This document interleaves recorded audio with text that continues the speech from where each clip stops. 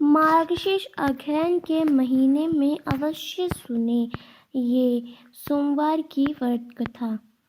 एक बार किसी एक नगर में एक साहूकार था।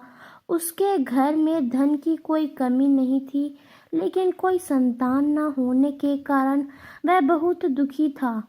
संतान प्राप्ति के लिए वह हर सोमवार को व्रत रखता था और पूरी श्रद्धा के साथ शिव मंदिर जाकर भगवान शिव और माता पार्वती की पूजा करता था। उसकी भक्ति देखकर एक दिन माँ पार्वती प्रसन्न होकर भगवान शिव से साहूकार की मनोकामना पूर्ण करने का निवेदन किया।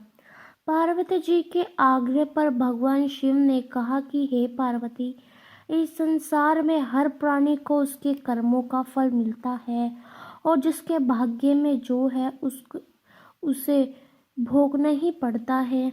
लेकिन पार्वती जी ने साहूकार की भक्ति देखकर उसकी मनोकामना पूर्ण करने की इच्छा व्यक्त की। माता पार्वती के आग्रह पर शिव जी ने साहूकार को पुत्र प्राप्ति का वरदान तो दिया, लेकिन उन्होंने बताया कि यह बालक 12 वर्ष तक ही जीवित रहेगा। माता पार्वती और भगवान शिव की बातचीत को साहूकार सुन रहा था, इसलिए उसे ना तो इस बात की खुशी थी और ना ही दुख। वह पहले की भांति शिव जी की पूजा करता रहा। कुछ समय के बाद साहूकार की पत्नी ने एक पुत्र को जन्म दिया। जब वह बालक 11 वर्ष का हुआ तो उसे पढ़ने के लिए काशी भेज दिया गया। साहूकार ने पुत्र के मामा को बुलाकर उसे बहुत सा धन देते हुए कहा कि तुम इस बालक को काशी विद्या प्राप्ति के लिए ले जाओ। तुम लोग रास्ते में यज्ञ कराते जाना और ब्राह्मणों को भोजन दक्षिणा देते जाना। दोनों मामा भांजे इसी तरह यज्ञ कराते और ब्राह्मणों को दान दक्षिणा देते काशी नगर निकल पड़े। इस दौरान रात में एक नगर पड़ा जहां नगर के राजा की कन्या का विवाह था, लेकिन जिस राजकुमार से उसका विवाह होने वाला था वह एक आंख से काना था। राजकुमार के पिता ने अपनी पुत्र के काना होने की बात को छुपाने के लिए सोचा क्यों न उसे साहूकार के पुत्र को दूल्हा बनाकर राजकुमारी को विवाह करा दूं। विवाह के बाद इसको धन देकर विदा करूंगा और राजकुमारी को अपने नगर ले जाऊंगा। लड़के को दूल्हे के वस्त्र पहनाकर राजकुमारी से विवाह करा दिया। साहूकार का पुत्र ईमानदार था। उसे यह बात सही नहीं लगी, इसलिए उसने अवसर पाकर राजकुमारी के दुपट्टे पर लिखा कि तुम्हारा विवाह मेरे साथ हुआ है, लेकिन जिस राजकुमार के संग तुम्हें भेजा जाएगा वह एक आंख से काना है। मैं तो काशी पढ़ने जा रहा हूँ। जब राजकुमारी ने चूनी पर लिखी बात पढ़ी तो उसने अपने माता पिता को यह बात बताई।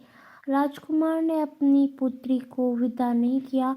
फिर बारात वापस चली गई। दूसरी ओर राजकुमार का लड़का और उसका मामा काशी पहुँचे और वहां जाकर उन्होंने यज्ञ किया। जिस दिन लड़का 12 साल का हुआ उस दिन भी यज्ञ का आयोजन था। लड़के ने अपने मामा से कहा कि मेरी तबीयत कुछ ठीक नहीं है मामा। मामा ने कहा कि तुम मंदिर जाकर आराम कर लो। शिव जी के वरदान अनुसार कुछ ही देर में उस बालक के प्राण निकल गए। मृत भांजे को देख उसके मामा ने विलाप करना शुरू किया। संयोगवश उसी समय शिव जी और माता पार्वती उधर से जा रहे थे। पार्वती माता ने भोलेनाथ से कहा, स्वामी, मुझे इसके रोने के स्वर सहन नहीं हो रहा। आप इस व्यक्ति के कष्ट को अवश्य दूर करो। जब शिवजी मृत बालक के समीप गए तो वह बोले कि यह उसी साहूकार का पुत्र है जिसे हमने 12 वर्ष की आयु का वरदान दिया था। उसकी आयु पूरी हो चुकी है, लेकिन मित्र भाव से विभोर माता पार्वती की, हे महादेव, आप इस बालक को और आयु देने की कृपा करें, अन्यथा इसके वियोग से इसके माता पिता भी तड़प तड़प कर मर जाएंगे। माँ पार्वती के पूर्ण आग्रह पर भगवान शिव जी ने उस लड़के को जीवित होने का वरदान दिया। शिव जी की कृपा से वह लड़का जीवित हो गया। शिक्षा पूरी करके लड़का मामा के साथ अपने नगर की ओर वापस चला गया। दोनों चलते हुए उसी नगर में पहुंचे जहाँ उसका विवाह हुआ था। उस नगर में भी उन्होंने यज्ञ का आयोजन किया। उस लड़के के ससुर ने उसे पहचान लिया और महल में ले जाकर उसकी खातिरदारी की और अपनी पुत्री को विदा किया। इधर साहूकार और उसकी पत्नी भूखे प्यासे रह बैठे बेटे की प्रतीक्षा करते रहे।